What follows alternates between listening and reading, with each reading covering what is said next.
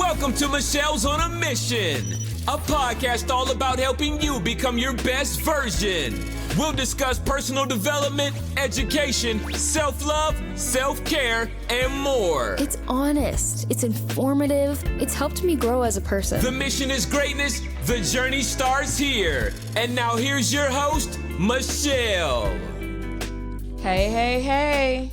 Thank you for joining me for another episode of Michelle's on a Mission.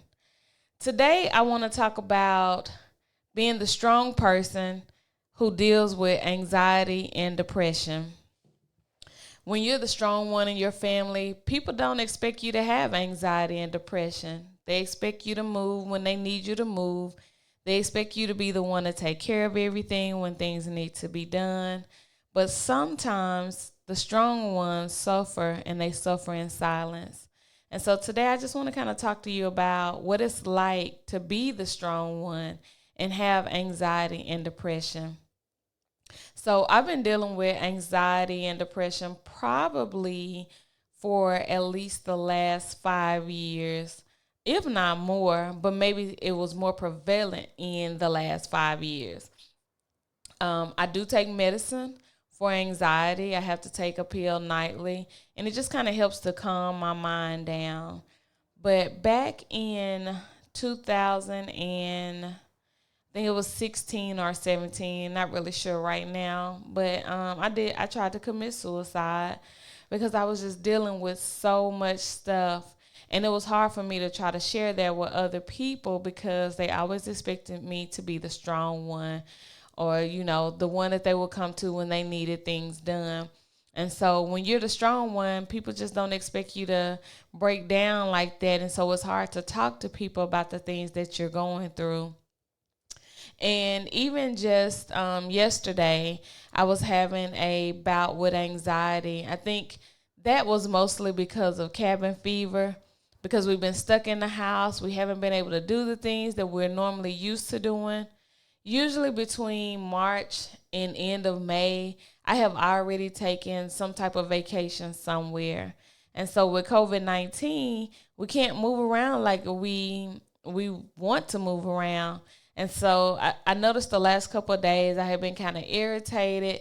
Any little thing would bother me. It was just hiding my anxiety. And it's been rough. I've been trying not to get on people's nerves and trying not to make them depressed by my depression or my anxiety. So it can be very tough at times because you want to remain that strong person. And a person like myself, like I'm used to helping people, I'm used to serving.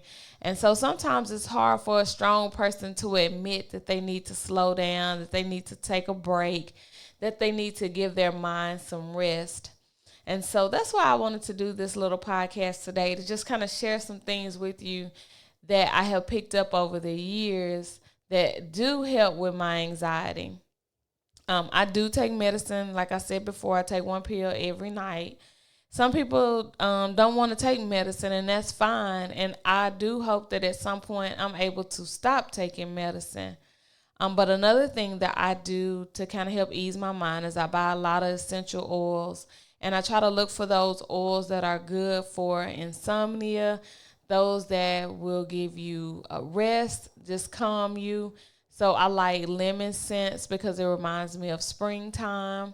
I also have an essential oil that I use. It's called Peace, and it's just a essential oil blend that kind of calms you. I like the lavender. Lavender is good for calming. Another thing that I do is I have some anti-stress herbal tea that I drink at night.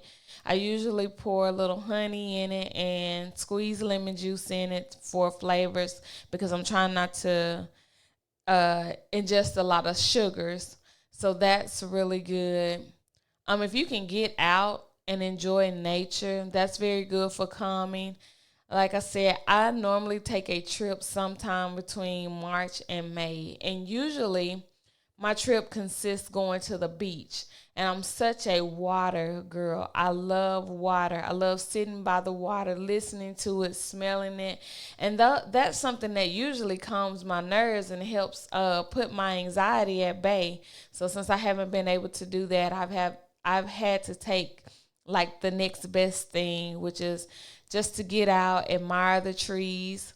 I ride a motorcycle, so riding, getting that wind therapy, that helps tremendously as well, because normally when I ride, I'm always admiring God's beauty. And that does help me because I always think God has created this beautiful, beautiful place, and he created me. And so I know there's some beauty inside of me and that the anxiety should not exist. So that's another thing that I do. I love to meditate. Sometimes I need some help meditating. So YouTube has a lot of great meditation videos that you can listen to. Generally, I don't watch them, but I've looked at some and they have like peaceful videos that you can watch to help. But most of the time when I listen to them, it's strictly listening. So my eyes are closed. I'm probably laying down or I'm sitting in my recliner, just taking it all in and focusing on the music and not on the thoughts that my mind is constantly trying to bombard me with. It's tough having anxiety and depression because that's just a mixture of both. And, you know, when you couple that with frustration and cabin fever, it can really take a toll on you. And I feel like sometimes people don't really understand it when a person says that they suffer from anxiety, because it's not like a illness that they see, like if you were limping or if you were hurting, and that was something that they could see on the outside. But the thing about anxiety and depression, it can sometimes manifest into a physical illness. I didn't really like the fact of people knowing that I had anxiety and depression at first. It's kind of an embarrassment. You kind of feel so embarrassed to tell someone that you're suffering like that because it's a mental illness. And y'all know Black people don't like to admit that they have mental illnesses. We try to cure everything with the church and God. And that's fine because we need that. But God also gave people abilities to help us. That's why we have doctors and therapists and mental health providers. And I needed that. And I didn't realize that I needed it until I had that really bad breakdown and I was just ready to end my life. And I was ready to end my life because I was tired. And instead of helping people, I started feeling like I was a burden to people. And I never, ever wanted to feel that way. But it wasn't until then that I had a good friend that I work with. And she said, we're not going to keep doing this. And she wrote down the number for our it's the employee benefits that you have where you can actually see a therapist for free, I think for like 8 weeks. And so I called the number, and I think that next week I got in and I was able to see a therapist. And I saw a therapist for 8 weeks. And it helped my life tremendously. And, you know, before that, I never thought about me personally going to see a therapist. But it was probably one of the best things that I could have done for my life. And just for people in general, not just for me, but the people around me. You know, it can be tough dealing with a person that deals with anxiety and depression. Because I realized even just yesterday, I was very irrational. And I had to go back and apologize for some of the things that I said. But it was all because my anxiety was at such a heightened level. So I just wanted to hop on and just say a few words about that, just kind of enlighten you guys. Check on your strong friends because you don't know what they're dealing with. Sometimes they are dealing with anxiety and depression, and they just don't want you to know because they know that you depend on them. And so it's just help them, y'all. Because I know I appreciate my friends when they reach out and when they try to help me, even if it's just to let me vent. Because sometimes I have to get all of that frustration from the inside and move it to the outside of my body so I can move on and become my normal, chipper, friendly self.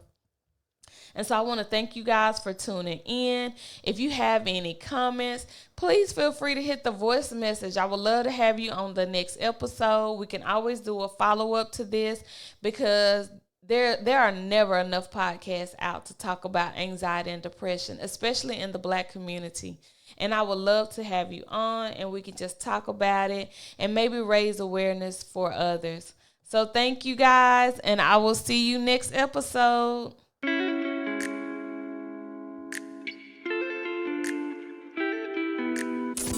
Thank you for listening to Michelle's on a Mission. We hope you enjoyed today's episode. For more information and updates, make sure to check us out at Gold Crown Creations on Facebook and Instagram, or reach out to us directly at www.goldcrowncreations.org. Until next time, take care.